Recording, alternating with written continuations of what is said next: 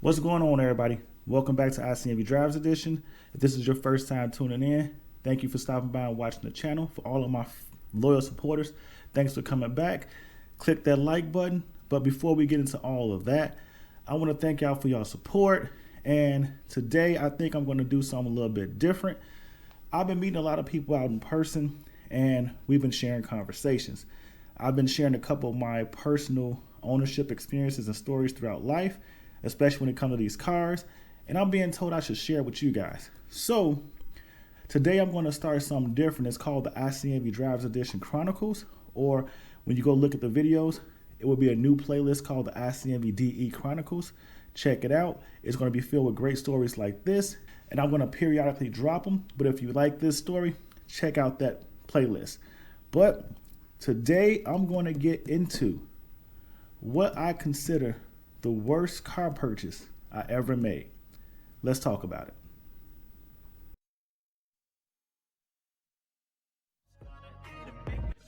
Real fast, then you learn how to beat them. If you take off the cast, you can see all the healing. If the pain's in the past, move on from the grave and put your foot on the gas. No, never stop competing, yeah. I've been doing this, I'm on it. I just wanna be iconic. Sipping on a gin and tonic, got me going off when I'm on this topic, yeah. If I ever play, I want it. You know that I'm always honest. Stay away from those who are toxic. Keep them out your face, no way, you don't want it, yeah.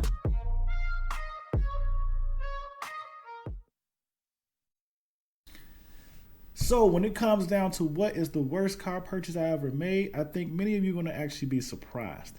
And I say that to you because it has nothing to do with the performance of the car, the lack of performance of the car, or any major malfunctions or breakdowns that actually occurred with the car. But there were some breakdowns, or at least there was one key breakdown that happened with the car. And let me give you a little bit more backstory into this. For those of you who don't know, I am a military veteran. I am a veteran of the United States Air Force. And back in 2000, I want to say I was stationed over in Germany. Well, that doesn't prevent me from following my love for cars just because I was in the military and wasn't making the ideal money I wanted to make. But what I decided to do was I really liked the 2000 Chrysler 300M. So I went out and bought me a 2000 Chrysler 300M. But let me give you the backstory to it so you can see how this became the worst car purchase I ever made in my life. I decided in my mind back in 2002 that I was going to buy me a Chrysler 300M. I actually looked at them overseas, and the difference between the overseas cars in Europe and the cars in the United States was the difference in reading from miles and kilometers, and two, that the 2.7 liter V6 was the only option overseas in Germany. Well, not the only option, but it was the predominant option overseas in Germany. Whereas in the United States, there was no 2.7 liter. There was a 3.5 V6. I was so committed to the purchase of this car that in the spring of 2003, I started buying all the things I felt I needed for my ownership. So that was back when Pimp My Ride was really heavy and customizing my cars was kind of a new thing on the scene. I went out and purchased TV headrests. I went out and purchased a dashboard TV to get mounted. I went out and purchased wheels for the car. I also bought an extra PlayStation 2 to put inside the car. As you can see, I really got serious about customizing the car. I even bought a new head unit to control all of this. An equalizer, sound system, things of that nature, just so you can get my picture. Now, which is the craziest thing, I ordered all of this stuff before I even had the car. So I shipped all this stuff to my parents' house. So when I arrived on leave in 2003, right before Labor Day weekend, I legitimately landed at home, went out, and the first 2 days home purchased me a forest green Chrysler 300M. Now, I got to give you the backstory on this. I went to the dealership. They were selling the car for $12,999. The car was originally purchased in November of 1999 as a 2000 model, and it currently had 32,000 miles on it, like 32 and some change. I went in the dealership. I knew I could afford $425 a month. They asked me what I was looking to pay. I told no more than $365, $380 max. And what ended up happening is I ended up getting the car for $347 a month. Because it was lower than the $380 I asked for, I was ecstatic. That included a 3-year aftermarket warranty for 36,000 miles with a $100 deductible. I purchased the car, and as my boy 2 Chainz says, we leave the dealership heading to the rim shop. I literally purchased the car, went home, loaded up my mother's SUV with my wheels, and went straight to the rim shop and had them installed. So within 8 hours of purchasing the car, my car is now sitting on 20-inch chrome wheels, and I was very ecstatic about my new purchase. Now I had to set up the installation of everything else. So within a matter of, I want to say 4 to 5 days, I've had the TVs installed, the new sound system, the new head unit, and I was pretty much impressed with the car. I literally got to drive the car fully customized the way I ordered everything in the States for 3 days. Now I leave heading back to Germany. The car is at my parents' house in the garage, and my plan was to arrange shipping of the vehicle. Don't forget to subscribe to the channel, especially if you like this content so far. Hit that like button, subscribe, join the ICNV Driver Edition community. We talk about interesting conversations, as you can see, lots of informative videos, and we have fun on this channel as well. So if you're looking for a way to pass the time with something interesting and yet sometimes quite humorous, go ahead and subscribe, hit that bell, and get the notification for the next video that's coming up. And like I mentioned, there's more content like this coming your way. I come home again for Christmas break. For Christmas break, it slightly snowed, not much. I drove the car again for 2 weeks while I was at home for Christmas. When I left to go back after my Christmas break after New Year's, kept the car clean, had a great time with the car, love this car. But as of right now, I've only driven it technically a month, and I've only driven it the way I like it for 2 weeks and 3 days. Went back to Germany, arranged the shipping of the car. While I was away in Germany, my mother's car broke down. So she ended up driving my car for 3 days. And in the midst of the 3 days, one of those days, it kind of snowed. It didn't stick, but it was very sleety outside and mushy. And while making a turn on 20-inch rims on summer tires, she slid and bumped into the curb. So let's fast forward a little bit. The car was picked up for shipping to Germany the 3rd week of January, or the 4th week of January, but it was before February for sure. The car arrived in Germany in April. So they told me anywhere from 6 to 12 weeks to ship the car. The car arrived in Germany in April. I was not able to get the car until almost June. What ended up happening was, somewhere in the midst of all the stuff that took place, I was missing one document to get the car through customs. But all the information that was requested from me to ship the car to Germany and get it through customs, I provided. And I want to explain to you, I don't remember the shipping company's name, but by this point in time, I was upset because the only reason I found out the car was in Germany and stuck at the port was because I reached out to the shipping company. I gave them all my information. They never reached out to me. But once I started drifting into that 15-week mark, I'm like, okay, haven't heard anything on my car. Let me reach out to the shipping company. Come to find out, the car was sitting at the port, stuck, held up in customs, based over one form. While I took care of the form, they was like, well, we can arrange to have it shipped. I said, no, I'm going to go pick it up. So I literally rented a car on a one-way drive drop-off, drove, picked up my car from the port, which was actually like a 4.5, 5-hour drive. I didn't care. I was ready to have my car. So I went, took this paperwork up there, picked up my car, and I drove it back to my house overseas in Germany. I was greatly ecstatic, happy to have my car, and now the only thing left for me to do was to get it inspected before, because those of you that don't know, every year you have to pass a safety inspection to have your vehicle registered in Germany, and they do a full inspection. And the reason for this is because you can drive as fast as you can on an Autobahn. There's no speed limit. So they verify your tires are within a certain amount of tread. They verify your tire rods are good. They look for any major oil leaks, gaskets, things of that nature. They do a full, thorough inspection annually on your car, depending on what type of car it is. And some cars actually get them every 6 months.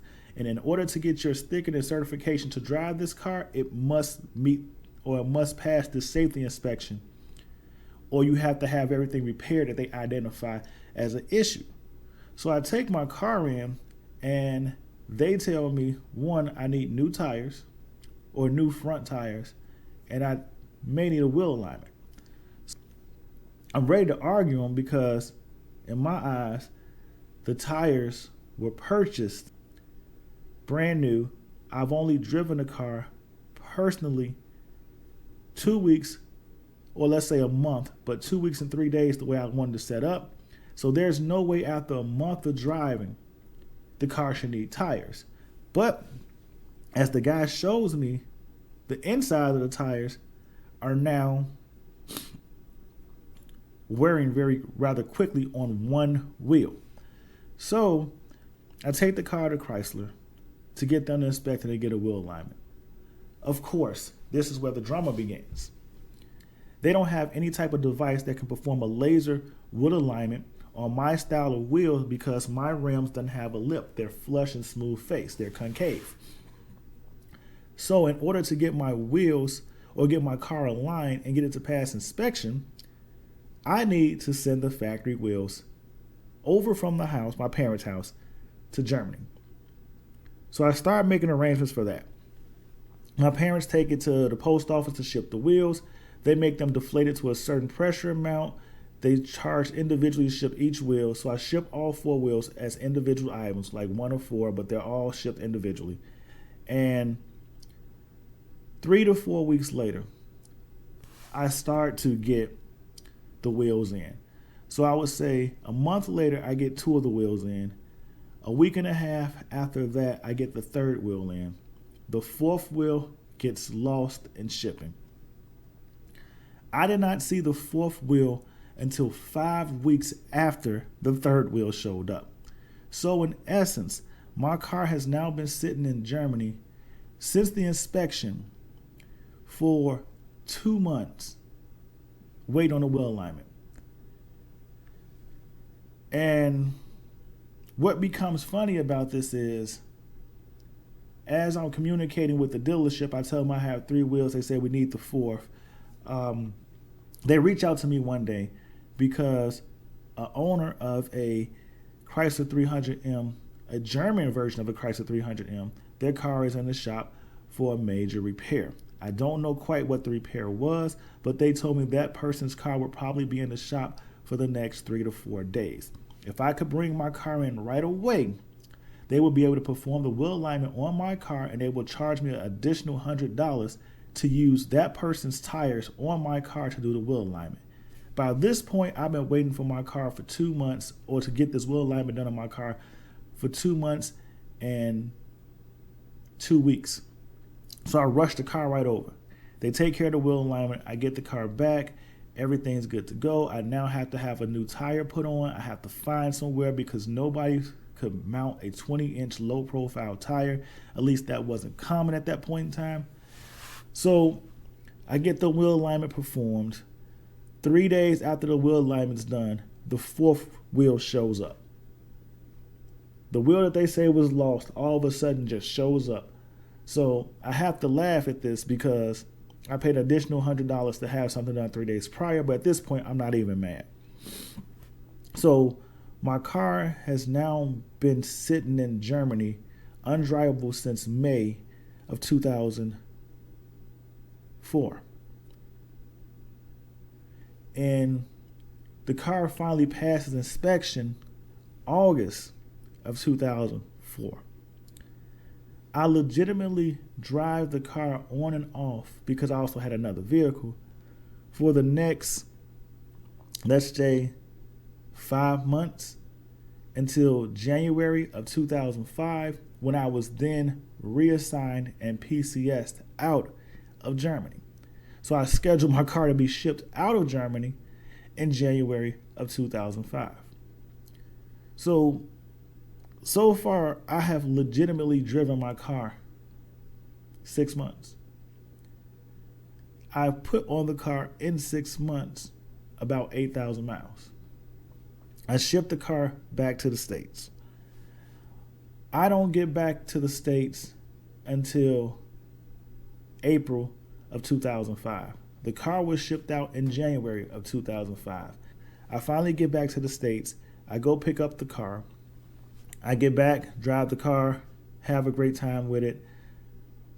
In my eyes, the car is technically 2.5 years old. Now, this is the ignorance of the whole process.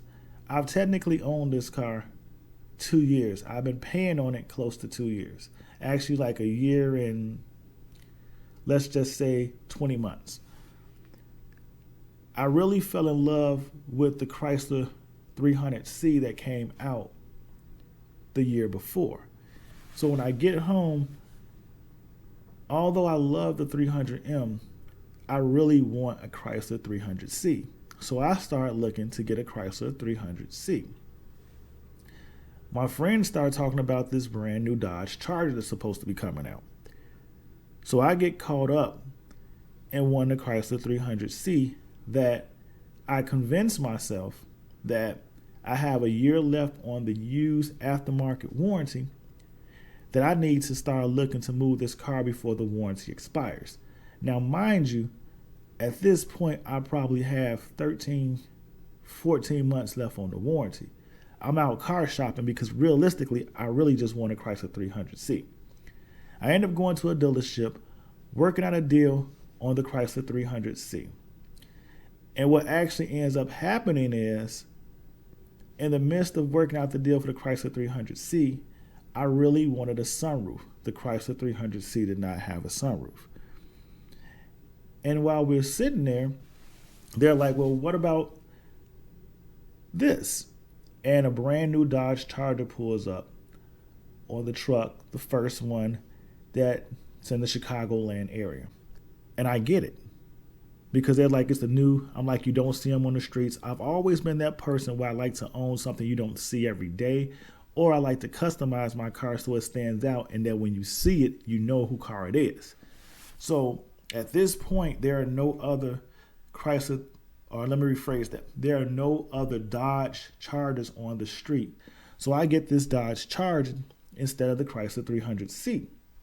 And I end up getting rid of my Chrysler 300M.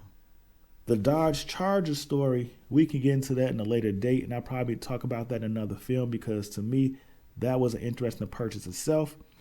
But I know you're sitting there saying, so what made this Chrysler 300M the worst purchase I ever made in my life? Remember I told you the car was $1,299, 32,000 miles. Well, when I went to the dealership and had this conversation, I told them the most I could pay was $365. I was willing to possibly consider $380, and I ended up walking out the door like $347 a month with a 3-year warranty. They end up selling me the car for $15,495. That was the only way they could get me to that $360 payment I was looking for. They added on a warranty, an extended warranty for 3 years, 36,000 miles with a $100 deductible for $1,995. So because of my lack of knowledge of the car industry and how financing worked, I ended up paying an additional $2,500 I did not have to pay.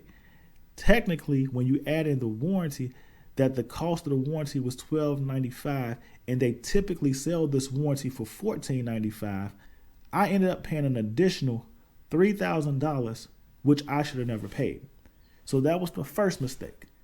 Secondly, I spent all this money to customize this car which I don't regret to this day. But when I look back at it, for the amount of time I've had it and the actual amount of time I utilized the technology and all the aftermarket equipment I put in the car, meaning the TVs, the PlayStation 2, the head unit of the car, I probably realistically used all that equipment less than a year, and it ran me close to $4,000 to get it all plus installation. That's an additional $4,000 on top of the $3,000. So that's $7,000 I wasted on this car that I literally could have probably lived without. Next, I won't complain about the wheels, but they also cost me like altogether, wheels, tires, $2,200. So that's another $9,000. And then when I came home and forced myself out the car for no reason, because when I got rid of the car legitimately only had an additional 10,300 miles on it from when I purchased it. So when you look at it overall, I spent 2.5, let's just say 2 years paying on a car that I put 10,000 miles on, that I rarely drove, invested a lot of money into, and it never broke down, never had an issue, minus the reason I had to do the wheel alignment was because, remember when I told you my mother slid into the curve?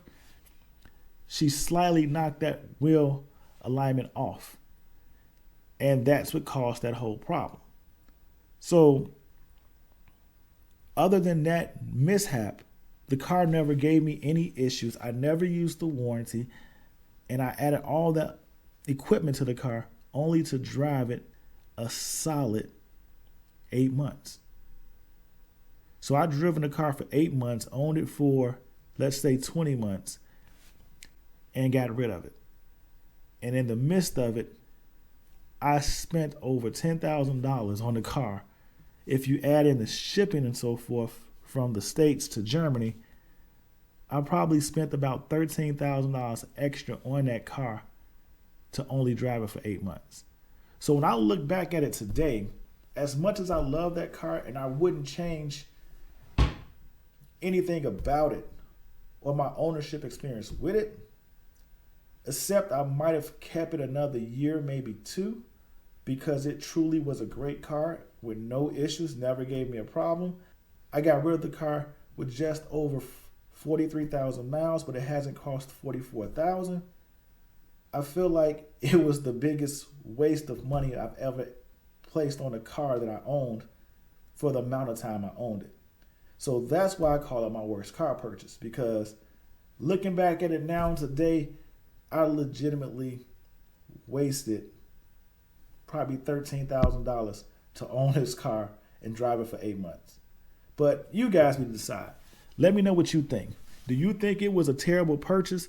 Let me know what's been your worst car purchase. It may be a performance-wise, it may be a car that you truly liked, and come to find out it was nothing but a piece of junk.